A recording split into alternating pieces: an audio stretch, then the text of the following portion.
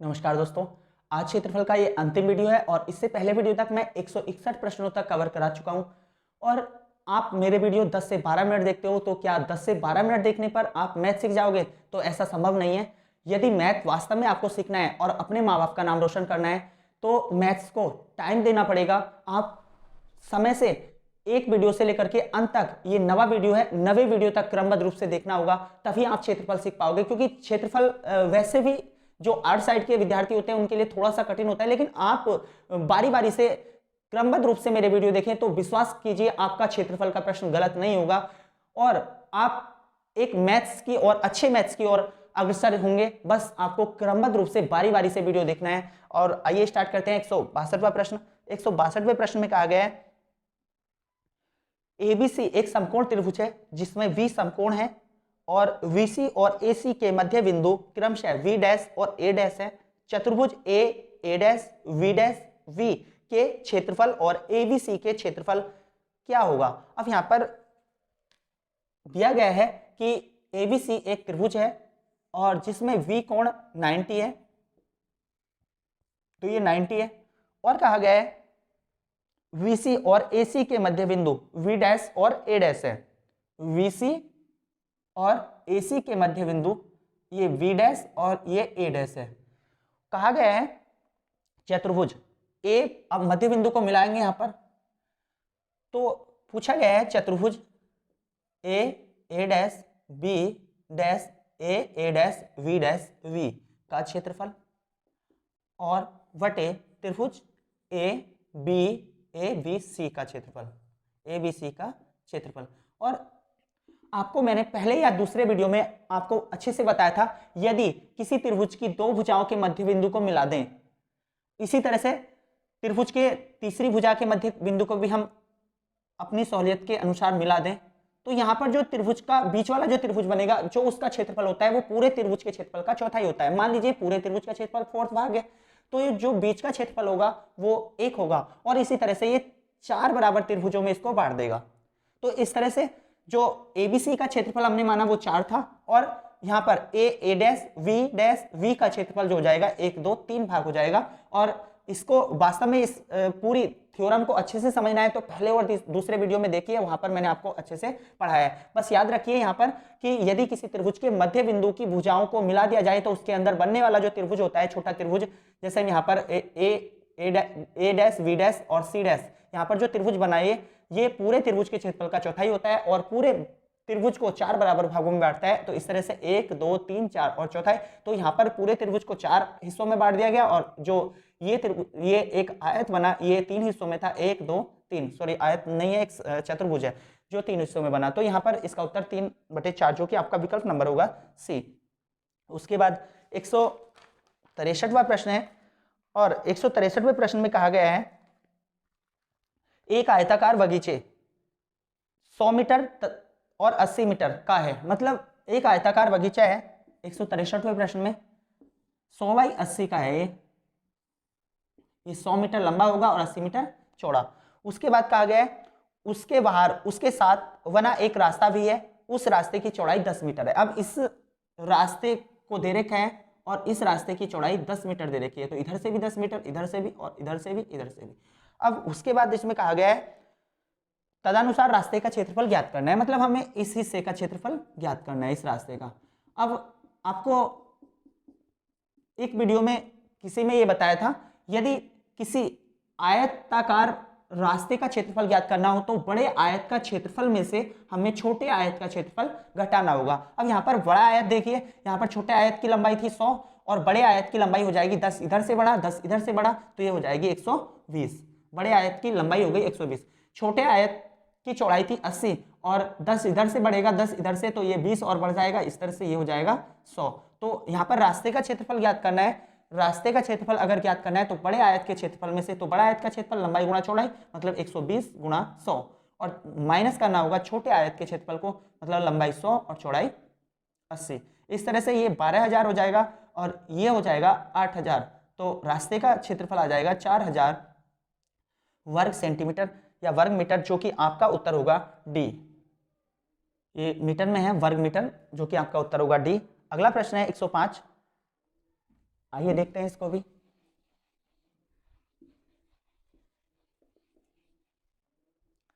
एक 105वें प्रश्न में कह रहा है एक वर्ग की प्रत्येक भुजा 3 सेंटीमीटर है, उस समबाहु त्रिभुज का क्षेत्रफल कितना होगा जिसकी ऊंचाई दिए गए वर्ग के विकर्ण के बराबर है। अब यहाँ पर 165वां सवाल, जैसे कि इसने कहा है कि एक वर्ग की प्रत्येक भुजा 3 सेंटीमीटर की है, एक वर्ग की भुजा 3 सेंटीमीटर है तो इसका विकर्ण हो जाएगा 3√2।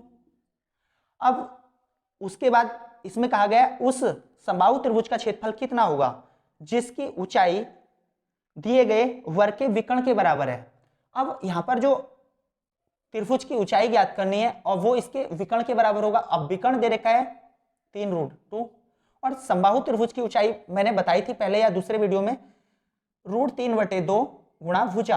अब ये त्रिभुज की भुजा हो जाएगी, बराबर दे रखा है 3√2। अब यहां से a बराबर आ जाएगा 3 दूनी 6 √2 और बटे √3।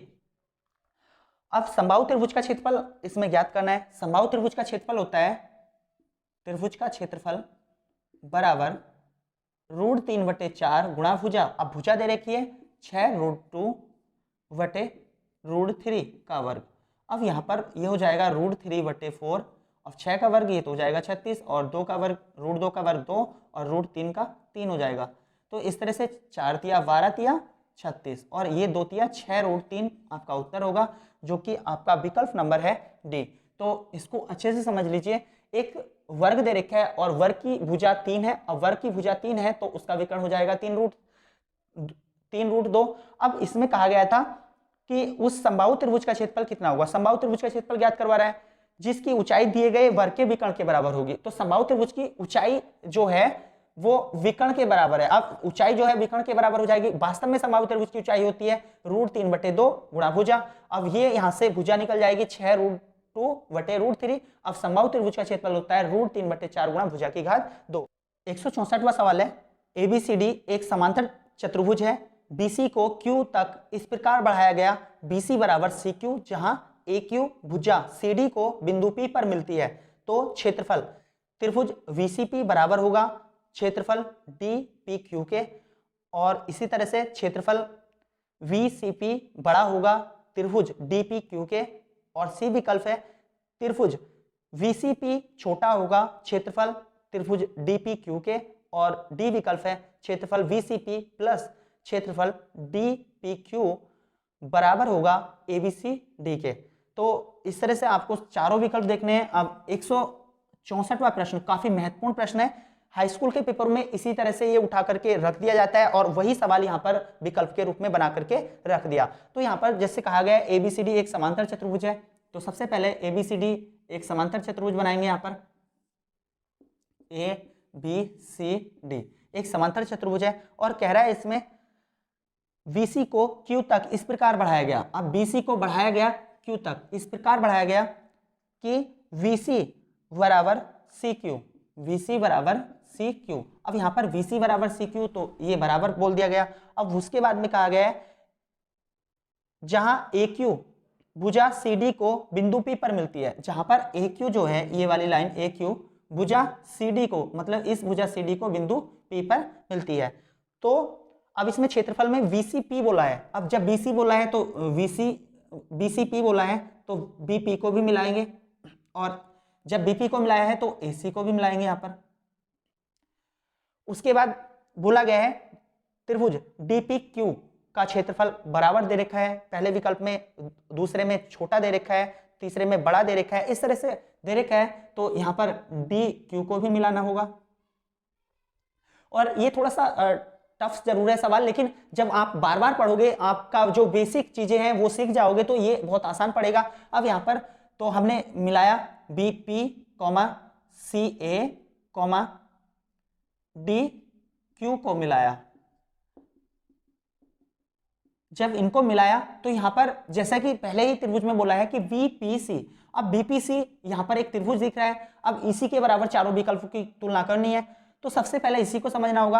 अब आपको एक बात समझनी होगी, यदि दो समांतर भुजाओं में से किसी एक भुजा को आधार बना करके दूसरी भुजा से शीर्ष बनाते हुए त्रिभुज खींचे जाएं तो कितने भी त्रिभुज यहाँ पर अगर खींचे जाते हैं सभी त्रिभुजों का क्षेत्रफल आपस में बराबर होगा। यहाँ पर जितने भी त्रिभुज बन रहे हैं सभी त्रिभुजों का क्षेत्रफल आपस में बराबर होगा। शर्त यह है कि दो समांतर भुजाएं होनी चाहिए और दो समांतर भुजाओं में से एक भुजा को आधार बनाते हुए यदि दोनों भुजाओं को मिलाकर के त्रिभुज खींचे जाते हैं तो इसमें बनने वाले अनंत त्रिभुज आपस में बराबर होंगे। तो यहाँ पर दिख रहा होगा आपको कि एस बी समांतर है सी पी के, तो यहां से दो त्रिभुज दिख रहे होंगे, एक त्रिभुज पी वी सी और एक त्रिभुज सी ए क्यू, ये आपस में बराबर होंगे। तो त्रिभुज वी सी पी बराबर होगा त्रिभुज सी ए पी के।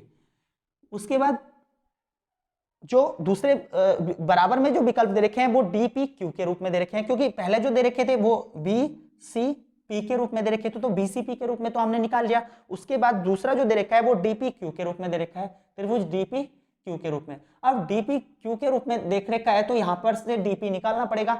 अब इसका मतलब ये होगा कि हमें फिर आधार भुजा देखनी होगी, तो यहाँ पर सी क्यू समांतर है एडी के, सी क्यू समांतर है एडी के। अब सी क्यू समांतर है तो यहाँ पर सी क्यू से दो त्रिभुज बनते आपको दिख रहे होंगे, एक ये वाला त्रिभुज, थोड़ा सा इसको समझ लीजिए अच्छे से, टाइम तो लगेगा लेकिन यहाँ पर जब एक बार सीख जाओगे तो 10 से 20 सेकंड में ही इसका उत्तर दोगे।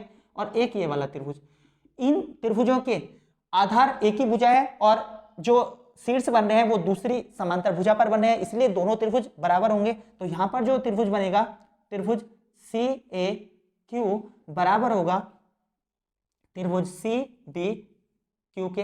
अब हमें निकालना है पी डी क्यू निकालना है, डी पी क्यू निकालना है। जब इसको निकालना है तो एक काम कीजिए, दोनों त्रिभुजों में ये क्षेत्रफल कॉमन है, ये वाला जो हिस्सा है ये कॉमन है। अगर आप इस कॉमन हिस्से को निकाल दीजिए तो जो बचेगा वो आपस में बराबर होगा। तो दोनों हिस्सों से हम त्रिभुज सी पी क्यू और इधर से भी त्रिभुज सी पी क्यू निकाल देंगे, इधर से भी निकाल देंगे, इधर से भी निकाल देंगे। दोनों हिस्सों से जब निकालेंगे तो यहाँ पर सी A P C A Q था, अब यहां से ये हिस्सा निकाल दिया तो बचेगा सी ए पी, त्रिभुज सी ए पी। अब बराबर इधर से अगर ये इस त्रिभुज में से निकालेंगे तो ये सी पी क्यू निकाल देंगे तो बचेगा पी डी क्यू, त्रिभुज पी डी क्यू। और आपको दिख रहा होगा समीकरण 1 और समीकरण 2, समीकरण 1 और 2 में त्रिभुज सी ए पी त्रिभुज सी ए पी आपस में बराबर होंगे। जब ये आपस में बराबर होंगे तो त्रिभुज वी सी पी बराबर होगा त्रिभुज पी डी क्यू के, जो कि आपका विकल्प नंबर है ए। तो इस तरह से आप इसको आसानी से समझ सकते हो, बार बार इसका रिवीजन करोगे तो आप बहुत ही आसानी से इस तरह के सारे प्रश्नों को कवर कर पाओगे। आइए अगला सवाल देखते हैं।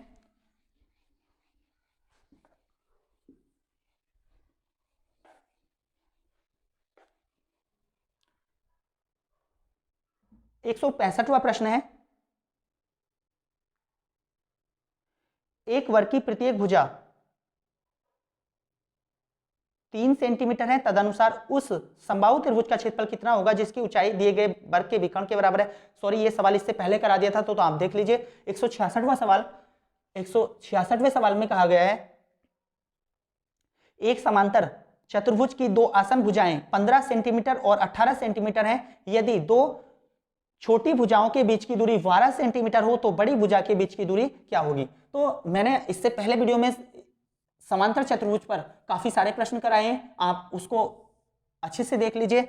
लेकिन यहां भी बोला गया है कि एक समांतर चतुर्भुज की दो आसन भुजाएं, आसन का मतलब होता है जुड़ी हुई भुजाएं। जैसे मान लीजिए ये ए बी सी डी है, तो यहां पर जो ए डी है और वो ए बी के आसन भुजा है, तो इसमें दे रखा है एक 15 है और एक 18 है। तो ये 15 है तो इसके समांतर भुजा भी 15 होगी, ये 18 है तो ये इसके समांतर भुजा भी 18 होगी। यदि दो छोटी भुजाओं के बीच की दूरी, अब दो छोटी भुजाएं तो 15 और 15 है, तो इनके बीच की जो दूरी दी गई है वो दी गई है 12 सेंटीमीटर। तो मान लीजिए ये दो छोटी भुजाओं के बीच की दूरी 12 सेंटीमीटर है, तो बड़ी भुजाओं के बीच की दूरी क्या होगी। अब बड़ी भुजाएं तो 18 की ये बड़ी भुजाएं होंगी, तो इनके बीच की दूरी मान लीजिए x। और मैंने पिछले वीडियो में आपको बताया था कि समांतर चतुर्भुज का क्षेत्रफल होता है, समांतर चतुर्भुज का क्षेत्रफल बताया था पहली भुजा का आधार, मतलब जो आधार भुजा है, आधार भुजा गुणा उस पर लंब। तो यहाँ पर ए बी और इस पर लंब हो जाएगा, ए बी मान लीजिए ये 18 है और इस पर लंब हो जाएगा x। और बराबर। अगर हम दूसरी भुजा को आधार मानते हैं जो लंबवत होगी, तो यहाँ पर दूसरी आधार भुजा 15 और इस पर लंब होगा 12। इस तरह से यहाँ पर आप सॉल्व कर लोगे। ये 6 × 18, 6 दूनी 12 और 3 पंजे यहाँ पर आ जाएगा 15, 5 दूनी 10, तो x बराबर ये आ गया 10। और इस ऐसे सवालों को अच्छे से समझना है तो इससे पहले वीडियो को देख लीजिए, उसमें काफी सारे ऐसे सवाल कराए हैं। उसके बाद में कहा गया है 167वें सवाल में, एक समबाहु त्रिभुज का क्षेत्रफल 4√3 वर्ग सेंटीमीटर है। 167वें सवाल में कहा गया है एक समबाहु त्रिभुज का क्षेत्रफल होता है √3/4 गुणा भुजा की घात 2, और इसमें दिया है 4√3। अब ये कट जाएगा √3, तो a² बराबर, ये 4 चौक 16, तो a बराबर निकल जाएगा 4।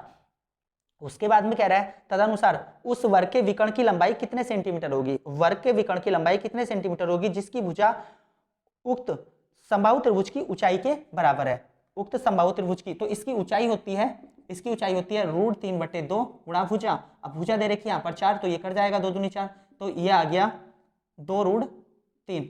अब उसने कहा है कि उस वर्ग के विकर्ण की लंबाई कितने सेंटीमीटर होगी। वर्ग के विकर्ण की लंबाई ज्ञात करनी है जिसकी भुजा उक्त समबाहु त्रिभुज की ऊंचाई के बराबर है। अब समबाहु त्रिभुज की ऊंचाई के बराबर जो है वो वर्ग की भुजा है, तो मान लीजिए वर्ग की भुजा a1 होगी, तो वर्ग की भुजा यहाँ पर मिल गई। अब हमें विकर्ण ज्ञात करना है, तो मान लीजिए ये एक समबाहु त्रिभुज है, वो सॉरी वर्ग है, और वर्ग की जो भुजा आ गई वो आ गई 2√3, क्योंकि समबाहु त्रिभुज की जो क्षेत्रफल दे रखा है और उसकी भुजा आ जाएगी समबाहु त्रिभुज की 4 क्षेत्रफल से। अब यहाँ पर बोला गया है कि उस वर्ग का विकर्ण ज्ञात करना है जिसकी भुजा इस समबाहु त्रिभुज की ऊंचाई के बराबर है, और समबाहु त्रिभुज की ऊंचाई बराबर बताया था मैंने √3/2 गुणा भुजा। अब यहाँ से कट जाएगा, तो ये वर्ग की भुजा आ जाएगी 2√3। अब वर्ग की भुजा 2√3 है, तो यहाँ पर विकर्ण ज्ञात करना है, वर्ग का विकर्ण, और वर्ग का विकर्ण मैंने बताया था भुजा गुणा √2।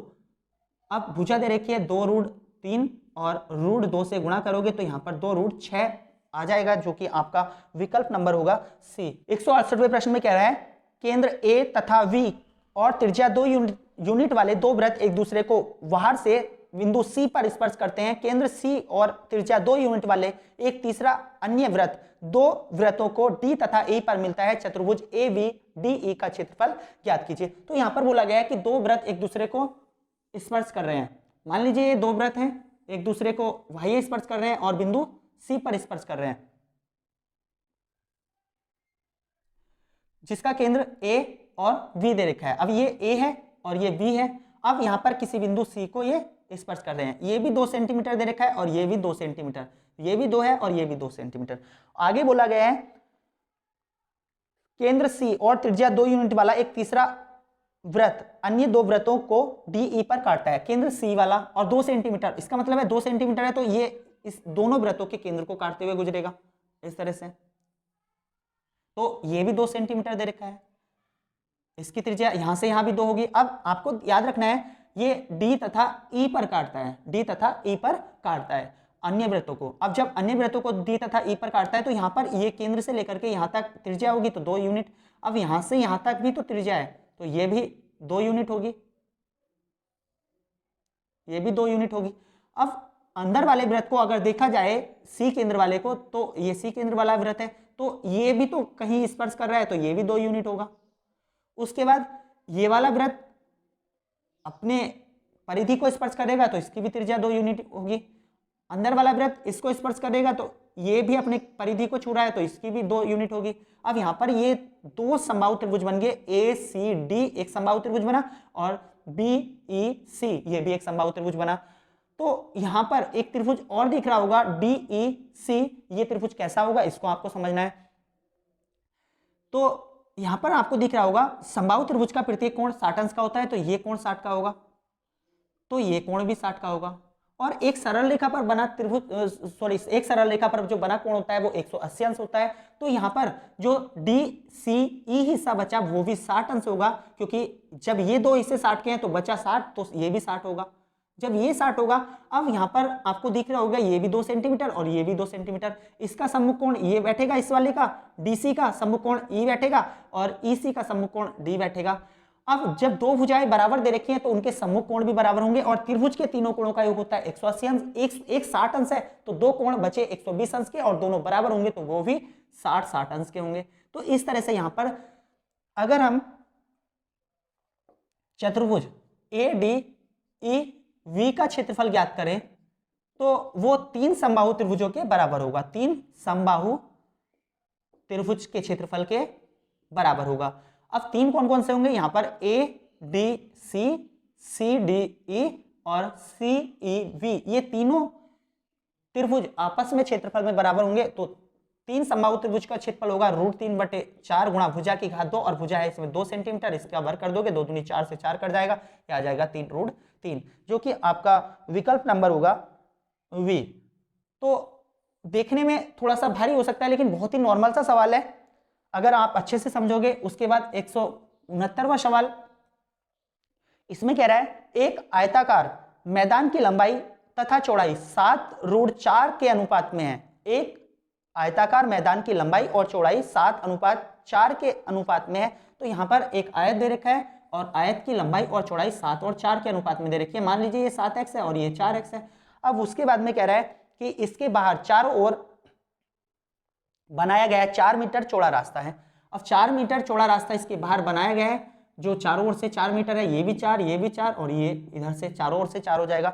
और उस रास्ते का क्षेत्रफल दे रखा है 416 वर्ग सेंटीमीटर। इसका मतलब है इस वाले जो हिस्से का क्षेत्रफल दे रखा है रास्ते का, वो 416 वर्ग सेंटीमीटर दे रखा है। तो उस मैदान की चौड़ाई कितनी है? अब चौड़ाई ज्ञात करनी है, मतलब 4x हमें ज्ञात करना है। सबसे पहले x का मान ज्ञात करने के लिए, तो ये आपको दिख रहा होगा यहां से यहां तक 7x है, तो ये हो जाएगा 7x प्लस 4 इधर से 4 इधर से, ये 8 हो जाएगा। उसी तरह से ये 4x है, तो 4 इधर से 4 इधर से, तो ये 4x प्लस 8 हो जाएगा। अब करना क्या है, जब इसमें रास्ते का क्षेत्रफल दे रखा है तो बड़े आयत के क्षेत्रफल में से छोटे आयत का क्षेत्रफल ज्ञात कर लेंगे, तो बीच वाला जो रास्ता है उसका क्षेत्रफल हमें मिल जाएगा। तो बड़ा आयत का क्षेत्रफल होगा लंबाई गुणा चौड़ाई। अब लंबाई है 7x प्लस 8 और चौड़ाई है 4x प्लस 8, तो ये हो गया लंबाई गुणा चौड़ाई। अब इसमें से हम छोटे आयत को घटा देंगे। छोटा आयत की लंबाई है 7x और चौड़ाई है 4x, बराबर इसमें दे रखा है 416 वर्ग सेंटीमीटर रास्ते का, 416 वर्ग सेंटीमीटर। अब उसके बाद ये हमें सॉल्व करना होगा। पहले 7 चौक 28, तो ये हो जाएगा 28x²। अब 7 8 56, तो ये 56x, 8 चौक 32x, उसके बाद 8 8 64, और ये दे रखा है 7 चौक 28x² बराबर 416। अब 28x² से 28x² प्लस माइनस में होने की वजह से कट जाएंगे, तो ये हो जाएगा 88x और 64 उधर से घटा दीजिए, तो 6 में से 4 गया 2, यहाँ पर बचा 11, 11 में से 6 गया 5 और 3, यह आ जाएगा 352। अब यहाँ से 11 से कट जाएगा, तो 11 8 88 और 11 3 33, 11 दूनी 22। अब 8 चौक 32, तो x बराबर 4 आ गया। अब पूछ रहा है लंबाई, सॉरी चौड़ाई। अब चौड़ाई पूछ रहा है, तो चौड़ाई थी 4x और 4x की जगह भी 4 आ जाएगा, 4 चौक 16 मीटर इसका उत्तर होगा, जो कि आपका विकल्प नंबर है ए। तो एक काफी महत्वपूर्ण सवाल है, आपको इसी तरह से आपको करना है। उसके बाद अगला सवाल है,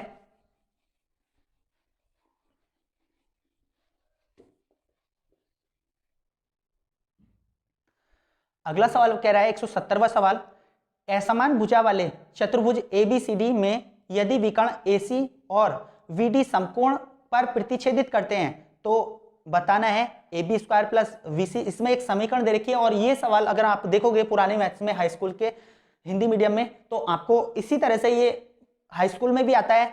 170वां सवाल, अब जैसा उसने कहा है, पहले उसको असमान भुजा वाले चतुर्भुज ABCD में AC और VD जो विकर्ण है वो एक दूसरे को समकोण पर प्रतिच्छेदित करते हैं। असमान मतलब चारों भुजाएं अलग अलग होंगी। तो मान लीजिए इस तरह से कोई एक चतुर्भुज है, यहां पर ABCD और इसमें AC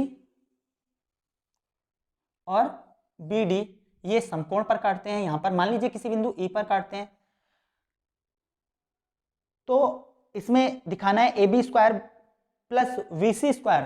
तो जब भी ऐसी कोई प्रमेय पूछी जाए तो यहां पर याद रखना, ये वाला अधिकांश एक अनुभव के आधार पर बता रहा हूं, ये जो भुजा होगी ये भुजा विकर्ण होगी, क्योंकि ये यहां पर समझ सकते हो ये 90 पर काट रहे हैं एक दूसरे को, तो जो भी 90 पर काट रहे हैं तो ये भी कर्ण होगी। ये भुजा इसके संदर्भ में इस त्रिभुज में देखोगे AEV में ये कर्ण होगी, त्रिभुज AED में देखोगे तो ये कर्ण होगी, त्रिभुज DEC में देखोगे तो डी सी कर्ण होगी। तो ये चारों भुजाएं यहाँ भी ये सब किसी त्रिभुज के कर्ण बैठ रहे हैं और ऐसी कंडीशन बने तो यहाँ पर जो विकर्ण लेना है, तो सॉरी कर्ण लेना है, तो वो यहाँ पर ए बी कर्ण और सी डी कर्ण को आपस में जोड़ दोगे तो आपको कुछ ना कुछ रिजल्ट मिल जाएगा। तो इस तरह से इसको करना होता है। तो यहाँ पर जैसे मैं त्रिभुज ए ई वी में, त्रिभुज ए ई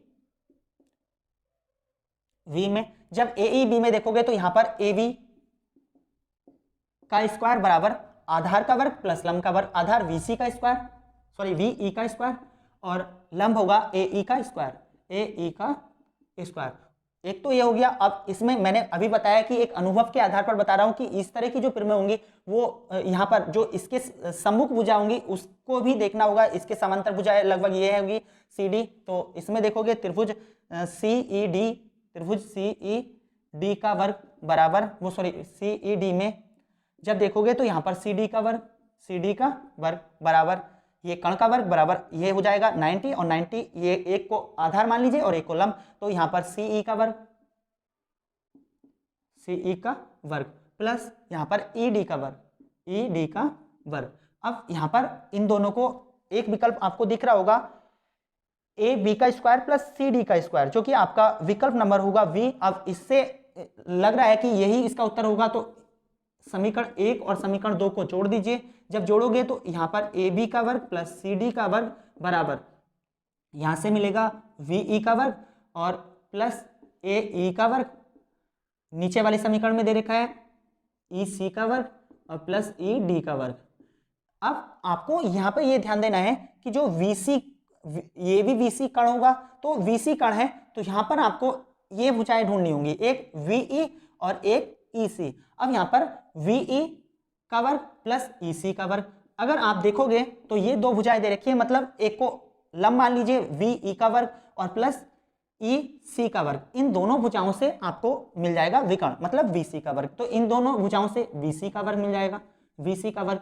और उसके बाद बची ए ई भुजाएं, तो यहाँ पर ये ए ई भुजाएं, तो ये इसका लंब मान लीजिए और एक को आधार मान लीजिए ई डी का वर्ग, तो आपको कर्ण मिल जाएगा। तो इसमें ए ई और ई डी बची। जब ए ई और ई डी बचेंगी तो इसका जो कर्ण होगा वो ए डी होगा। तो इन दोनों भुजाओं से, इस वाली भुजा से इस वाली भुजा से यहाँ से मिल जाएगा कर्ण ए डी का वर्ग। तो ये इस तरह से स्पष्ट हो जाएगा कि ए बी का स्क्वायर प्लस सी डी का स्क्वायर बराबर ए डी का, सॉरी ए बी का स्क्वायर प्लस सी डी का स्क्वायर बराबर होगा वी सी के स्क्वायर और ए डी के स्क्वायर के। तो इस तरह से ये आपका जो विकल्प नंबर होगा वी, इसका सही उत्तर होगा। अगला प्रश्न है 171। 171वें सवाल में कह रहा है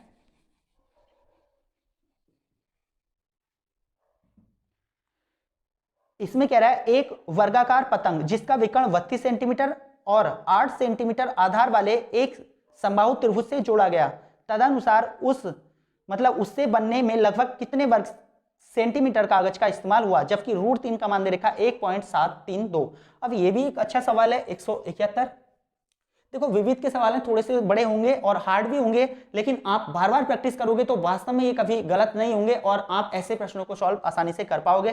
तो जैसे इसमें वर्ग दे रखा है, अब वर्ग दे रखा है, उसके बाद इस वर्ग जिसका विकर्ण 32 सेंटीमीटर दे रखा है, उसके बाद कहा गया है कि 8 सेंटीमीटर आधार वाला एक समबाहु त्रिभुज इसमें जोड़ा गया। 8 सेंटीमीटर आधार वाला एक समबाहु त्रिभुज इस तरह से इसमें जोड़ा गया।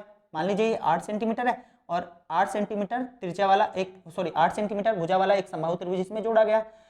तो उससे बनने वाले लगभग कितने वर्ग सेंटीमीटर इसमें कागज का इस्तेमाल हुआ है। तो जैसे कि एक पतंग होती है उसी तरह की आकृति बनी है। अब यहाँ से जब विकर्ण दे रखा है, अब हमें पता होता है कि वर्ग का जो विकर्ण होता है वो a√2 होता है। अब वर्ग का विकर्ण a√2 है तो यहाँ पर 32 दे रखा है, तो यहाँ पर भुजा हो जाएगी 32/√2।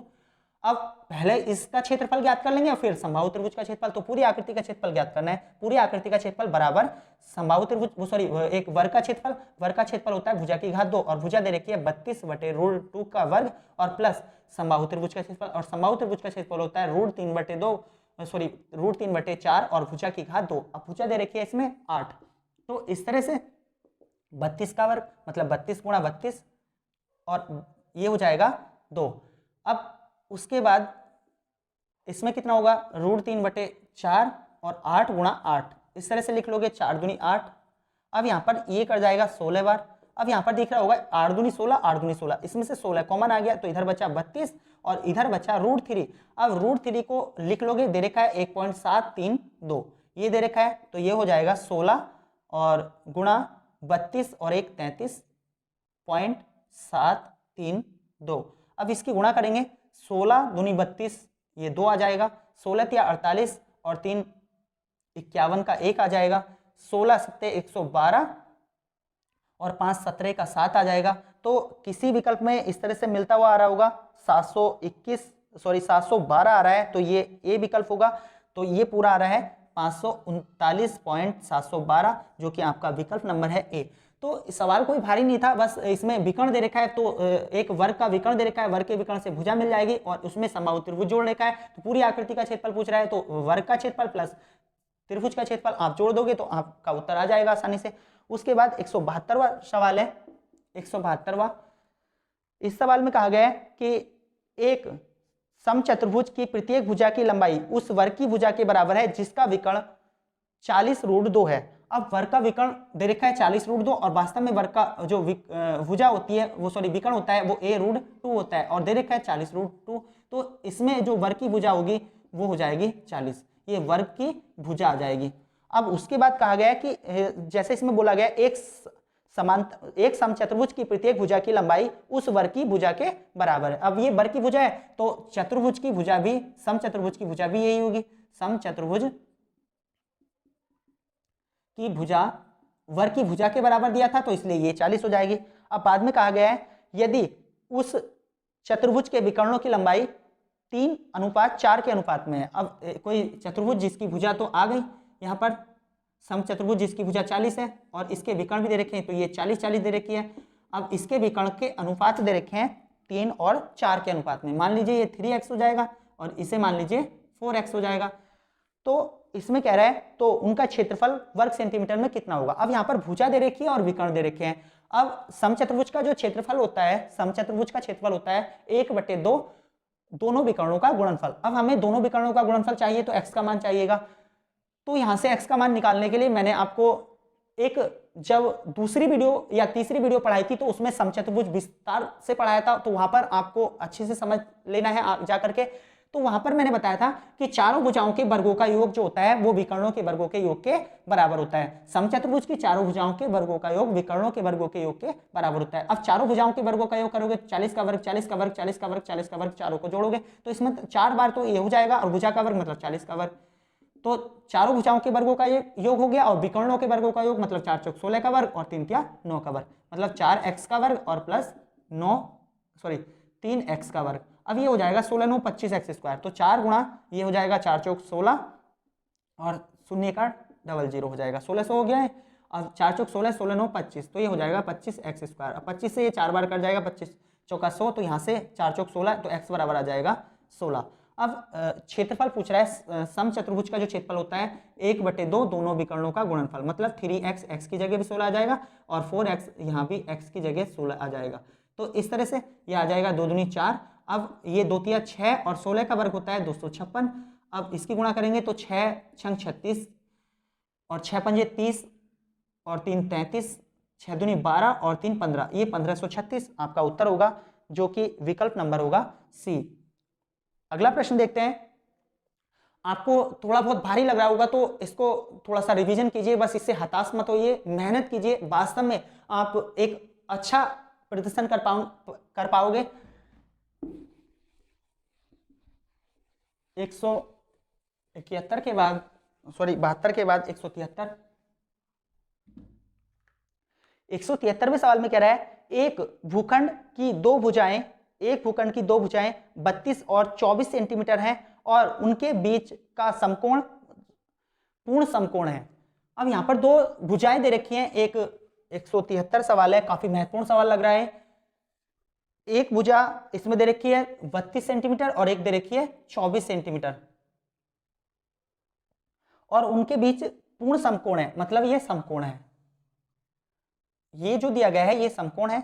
अब अगर ये समकोण है तो इसका ये कर्ण होगा। और आगे कह रहा है अन्य दो भुजाएं प्रति 25 मीटर की हैं। अन्य दो भुजाएं, तो मान लीजिए एक भुजा ये 25 मीटर की है और एक भुजा ये 25 मीटर की है, ये भी 25 है और ये भी 25 है। तो भूखंड का क्षेत्रफल m² कितना होगा? तो पूरे भूखंड का क्षेत्रफल ज्ञात करना है, लेकिन आपको ये ज्ञात करना होगा जब यहाँ पर मान लीजिए ये ABCD, अब यहाँ पर ABCD, अब त्रिभुज AVD में देखिए जब ये 32 सेंटीमीटर है, ये 24 सेंटीमीटर है, ये समकोण है, तो यहाँ से कर्ण निकालना आसान होगा। तो मैंने आपको बताया था यदि जो एक भुजा आधार और लंब वाली होगी उससे चेक कर सकते हो कि इसका कर्ण क्या होगा, ये 24 होगा। अब ये 8 से कट जा रहा है, यहाँ पर 8 चौक 32 और 8 या 24, तो 3-4 भुजा हो गई, और 3-4 भुजा में कर्ण मैंने बताया था 5 होगा। अब इसका मतलब है तुमने 8 से काटा है तो इसमें 8 से गुणा करनी पड़ेगी। इस तरह से ये 8 चौक 32 बैठ रहा है, ये 8 या 24 बैठ रहा है, तो ये 4 आ गया, ये 3 आ गया, तो ये 5 होगा, और 5 की गुणा 8 से करोगे तो ये 40 बन जाएगा। तो इस तरह से एक भुजा 32, एक भुजा 24 और एक भुजा 40 हो जाएगी। और इसको मैंने विस्तार से पहली वीडियो में बहुत अच्छे से समझाया। उसके बाद कह रहा है अन्य दो भुजाएं 25 सेंटीमीटर है। अब यहाँ पर जो ये भुजा मिल गई हमें, तो हमें एक तो यहां से मिल जाएगा, पूरी आकृति का क्षेत्रफल ज्ञात करना है, तो पूरी आकृति का क्षेत्रफल ज्ञात करने के लिए पहले इस त्रिभुज का क्षेत्रफल ज्ञात कर लेंगे और दूसरा इस त्रिभुज का क्षेत्रफल ज्ञात कर लेंगे। अब आपको दिख रहा होगा कि ये जो विकर्ण आया है ये 40 सेंटीमीटर है और ये दोनों भुजाएं आपस में बराबर है। यदि दोनों भुजाएं बराबर है तो इसके शीर्ष से यदि हम माध्यिका पर लंब खींचे या माध्यिका को मिलाएं तो ये दो बराबर भागों में बढ़ जाएगा और दोनों भुजाएं बराबर होने की वजह से ये समकोण होगा। तो ये भुजा 40 की हो जाएगी, 40 की भुजा थी तो ये 20 की हो जाएगी और ये भी 20 की हो जाएगा। मतलब ये हिस्सा यहाँ से यहाँ तक 20 और ये हिस्सा यहाँ से यहाँ तक 20। अब आपको दो त्रिभुज अन्य और नजर आ रहे होंगे, एक 20 भुजा का और ये जब 90 है तो 90 के सामने क्या होगा, कर्ण। अब ये 25 सेंटीमीटर का है, ये 20 का है, तो मैंने बताया था कि अगर कर्ण 25 हो तो अन्य भुजाएं दो क्या क्या बनेंगी, इसमें एक भुजा दे रखी है और एक भुजा हमें पता करनी है, तो ये हो जाएगा 5 चौक 20 और ये हो जाएगा 5 पंजे 25। तो इसका मतलब ये 4 है, ये 5 है, तो मैंने बताया था जहां भी 3-4 की भुजा होंगी वहां पर कर्ण 5 बनेगा। तो ये 20 है, ये 25 है, अब ये इसका 5वां गुणज है, ये इसका 5वां गुणज है, तो इसका भी 5वां गुणज होगा 15। तो इस तरह से ये आ जाएगा 15। तो लंब हमें 15 मिल गया। अब आसानी से हम पूरी आकृति का क्षेत्रफल ज्ञात कर सकते हैं। मतलब त्रिभुज ए बी सी डी का क्षेत्रफल बराबर इसे दो त्रिभुज ए वी डी का क्षेत्रफल और प्लस इस वाली आकृति का क्षेत्रफल, मतलब त्रिभुज वी सी डी का क्षेत्रफल आसानी से ज्ञात कर सकते हैं। अब ये मैंने जितनी फॉर्मेलिटी आपके लिए समझाने के लिए की है, वरना देखो सवाल तो बहुत आसान है। अब आपको ये बात पता होती है कि 8 चौक 32, 8 या 24, तो ये 8 पंजे 40 हो रहा है। अब यहाँ पर एक त्रिभुज बन गया 1/2 आधार गुणा लंब, क्योंकि ये समकोण त्रिभुज है, आधार इसका मान लीजिए 24 है और लंब इसका 32 है। उसके बाद प्लस इस वाले त्रिभुज के क्षेत्रफल में देखोगे तो ये मिल गया लंब और ये है इसका आधार, तो इसका आधार हो गया 1/2, आधार हो गया इसमें 40 और लंब हो गया इसका 15। तो इस तरह से आप कैलकुलेशन करोगे, 2 से ये कट जाएगा, 2 से ये 12 बार कट गया और ये 2 से 20 बार कट जाएगा। तो 32, 12 दूनी 24 का 4 और 12 तिया 36 और 2 38, 384। तो ये हो जाएगा इस त्रिभुज का क्षेत्रफल और इसका क्षेत्रफल हो जाएगा 15 दूनी 30, 300। तो ये हो जाएगा 684 सेंटीमीटर वर्ग सेंटीमीटर, जो कि आपका विकल्प नंबर होगा डी। और एक काफी महत्वपूर्ण सवाल था, अच्छे से आप इसको दोबारा देख करके इसे अच्छे से कवर कर लीजिए।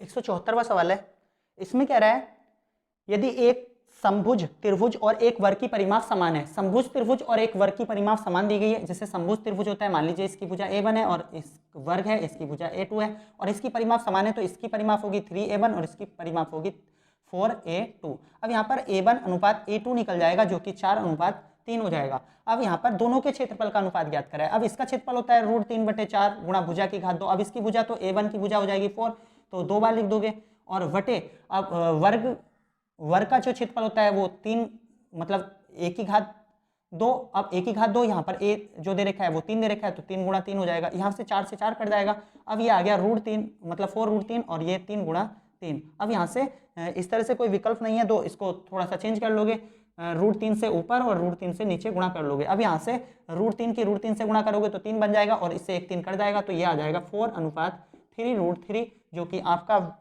विकल्प नंबर है सी। तो एक काफी महत्वपूर्ण सवाल था, अच्छा सवाल है, देख लीजिए इसको।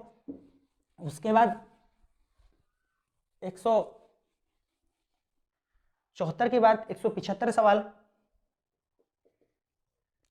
175वें सवाल में कह रहा है कि 1 सेंटीमीटर कम के मीटर स्टिक से मापे गए कपड़े की लंबाई 100 मीटर है। 1 सेंटीमीटर कम के मीटर स्टिक से मापे गए, 1 मीटर जो लंबा स्टिक है, छड़ है, उस हर बार 1 सेंटीमीटर कम माप रहा है, तो मापे गए कपड़े की लंबाई 100 मीटर है। अब बताने को 100 होगी, लेकिन वो वास्तव में कितनी होगी, 1 सेंटीमीटर। अगर 100 बार कम करोगे तो 100 सेंटीमीटर कम होगी, और 100 सेंटीमीटर कम होगी तो वो बैठेगी 99 मीटर, क्योंकि 1 मीटर कम हो जाएगी 100 सेंटीमीटर में।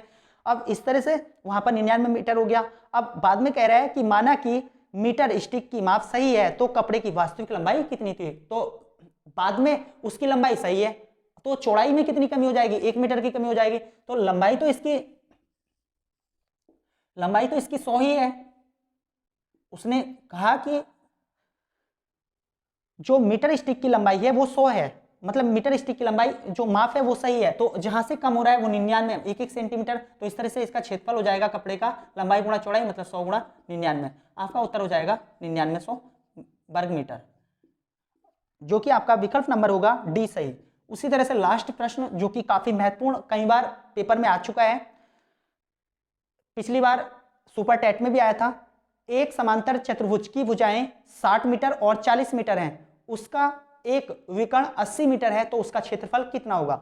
अब 176वें सवाल में कहा गया है कि एक समांतर चतुर्भुज दे रखा है, समांतर चतुर्भुज की जो भुजाएं दे रखी हैं वो 60 बाई 40 की दे रखी है। मान लीजिए ये 60 है तो ये 40 होगा, ये 40 है तो इसके समांतर भी 40 होगा और ये 60 होगा। अब उसका एक विकर्ण दे रखा है 80, अब विकर्ण दे रखा है 80, अब यहाँ पर विकर्ण 80 दे रखा है, तो आपको दिख रहा होगा कि ये 60 40 80, ये 60 40 80, तो यहाँ पर दो त्रिभुज बनेंगे और दोनों के दोनों बराबर होंगे। तो ए बी सी डी जो चतुर्भुज है इसका क्षेत्रफल ज्ञात करना है। चतुर्भुज ए बी सी डी का क्षेत्रफल बराबर दो त्रिभुज का क्षेत्रफल। अब दो त्रिभुज आपको दिख रहे होंगे कौन कौन से हैं, दोनों का आपस में बराबर होगा क्योंकि इनकी भुजाएं बराबर है। अब यहाँ पर दो तो ये दे रखा है, और त्रिभुज का क्षेत्रफल जब भुजाएं अलग अलग हों तो वहां पर कौन सा सूत्र लगाया जाता है, वहां पर लगाया जाता है √s s minus a s minus v s minus c। अब यहाँ से s क्या होता है, s जो होता है वो त्रिभुज की अर्ध परिमाप होती है। अब अर्ध परिमाप क्या होती है, तीनों भुजाओं के योग का आधा, जैसे 60 40 100 और 80, इसका आधा हो जाएगा 90, तो ये 90 आ जाएगा। अब 90 2, अब s का मान तो 90 आ गया। अब 90 को लिखोगे 9 गुणा 10 s माइनस a, तो पहली भुजा थी इसमें 40, तो 90 में से 40 गया, ये 50 बचेगा, तो 5 गुणा 10। अब s माइनस b दूसरी भुजा इसमें 60, तो इसमें बचेगा 30, मतलब 3 गुणा 10। और उसके बाद तीसरी भुजा जब 80 घटाओगे तो यहाँ पर 10 ही बचेगा, तो इस तरह से ले लोगे। यहाँ पर 9 का ये तो 2 तो बाहर है, 9 का 3 निकल जाएगा। अब 1 2 3 4 4 10 है, तो 4 10 के 2 10 बाहर निकल जाएंगे, मतलब 100 बाहर निकल जाएगा और अंदर बचा √15, तो 2 तिया 6, तो ये आ जाएगा 600 √15, जो कि आपका विकल्प नंबर होगा डी। और एक काफी महत्वपूर्ण प्रश्न था। वीडियो ये पूरा चैप्टर समाप्त हो चुका है और अगला चैप्टर आपकी मांग के अनुसार मैं संख्या पद्धति शुरू करूंगा। उसके बाद बीच बीच में आयतन के वीडियो भी डालता रहूंगा, तो जो आगे को पढ़ने वाले हैं तो वो आयतन आगे को पढ़ते रहना। और इस अब मैं जो स्टार्ट करूंगा वो संख्या पद्धति स्टार्ट करूंगा। वीडियो पसंद आए तो लाइक करें, शेयर करें, और प्लीज दोस्तों के साथ जरूर शेयर कर दिया करें। यदि आप चैनल को बढ़ाते हो तो मैं मोटिवेट होऊंगा और आपको अच्छे से अच्छा कंटेंट उपलब्ध कराने की कोशिश करूंगा। प्लीज आप शेयर करें दोस्तों के साथ। धन्यवाद।